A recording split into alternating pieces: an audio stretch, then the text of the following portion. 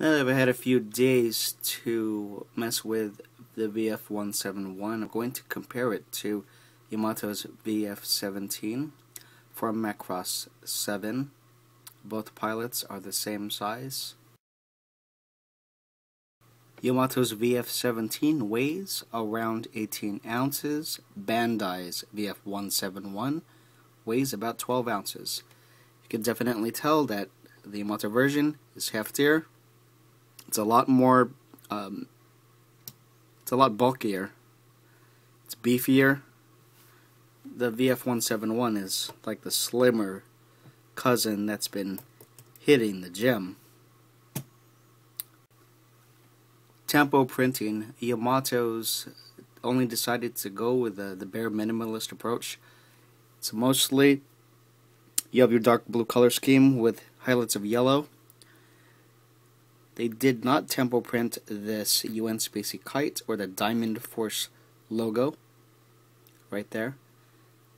It's up to personal preference because they did include a sticker sheet with a bunch of stickers. On the other hand, Bandai really tempo printed the VF-171. You could see it all over. They did a really good job, so I'm pretty impressed. Bottom of the fighter. Again, the gun pod for the VF-171 is stored right below. Let's take a look at the knees. Again, these are slid forward when going into Gerwalk mode. Okay, with Yamato's, the gun pod is stored internally behind the leg. You can see that there is the barrel of the gun pod, and the big difference is these knee joints that are exposed, and here's a little cover that Yamato has made or has included to hide that gap, so this can be open and closed.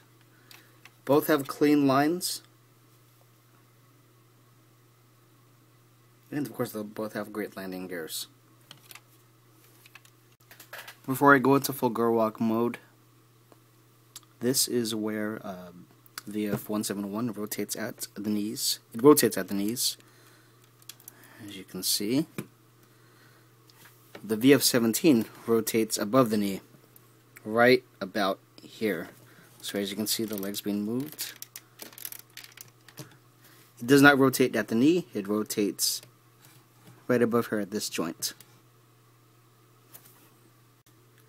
Both thrusters feature die-cast assembly, and the feet can be rotated side to side, so again, they're pretty similar to one another.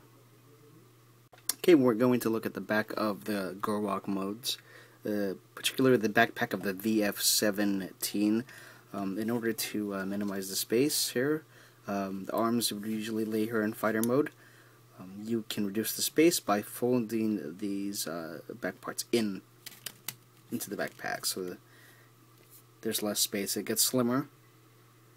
Whereas on the VF-17, there is no way to minimize this backpack space.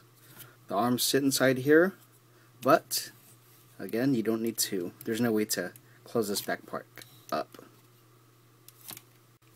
In the full Gerwalk mode, both have covers that are used in fighter mode to hide the hands. And both sets of hands need to be pushed out from the elbow. On the VF-17, you can raise this little bottom shoulder piece to give it a fuller appearance. This does not angle upward. On the VF-171, you can raise the shoulder piece a little higher to give it a bit more of a curved appearance. And you also get the thrusters on the side. With the VF-17, there's no such thruster on the inside. And here's another shot of both variable fighters in Gerwalk mode.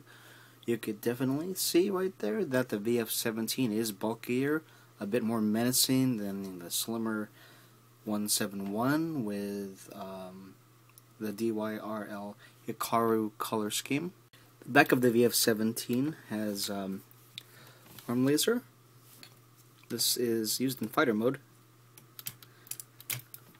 right here, so it extends back and forth. Again, I don't know if this is used in Batroid, but most likely in Gerwalk and fighter mode. As you can see on the VF-171, there is no such weapon. Going from Gerwalk to Batroid mode in the VF-17 is a bit more simple. The die-cast swing bar, it's rotated inward, they're swung out, rotated, then swung back in. They hold securely into the nose piece. So right now we just push them back in, and they are stable. The cockpit rotates upward, and you can see there, and the chest piece lowers itself. The shoulder, these two shoulder die-cast pieces, they're also pushed downward. The chest piece is moved in, and that's about it. So again, the transformation process is a lot easier on the VF-17. There we have the completed, fully transformed Batroid mode VF-17 on the left and the VF-171 on the right. Now it may seem, yes, the VF-17 is a bit more intimidating because of the height, but as you can see, that can be easily fixed.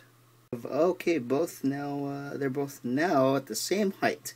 What I did was extend the joints of the feet all the way up and the knees.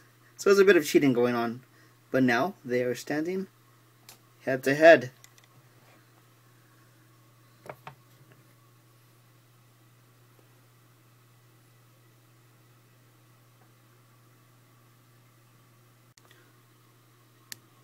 As you can see with the VF-17, there is a lot more space between the backpack. Right there. With the 171, there's a lot less space.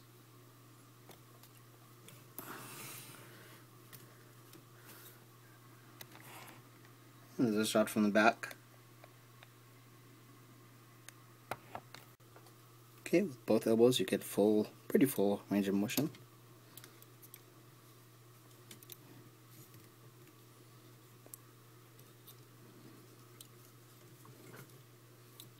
You can also rotate it.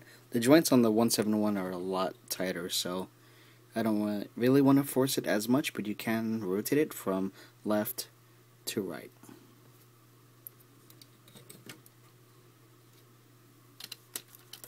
There is no waist joint or ab crunch, as someone mentioned on the review video. There is no ab crunch on the 171. And you can see them both right next to each other.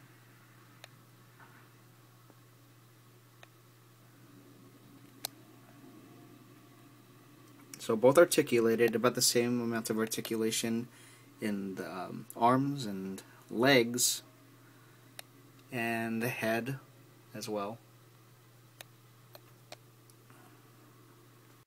Overall, you can't really go wrong with either. I know that Yamato was recently put on sale at Hobby Link Japan, whereas the 171 has been very hard to find, and we are not sure if it's going to get a reissue at the moment.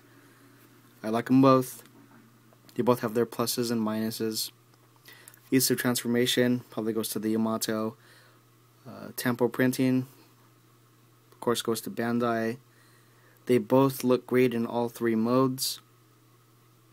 You can't really go wrong with either. They're going to look great in your collection, so please let me know which one you prefer, what you like and don't like about it, and please subscribe to the channel. Thanks.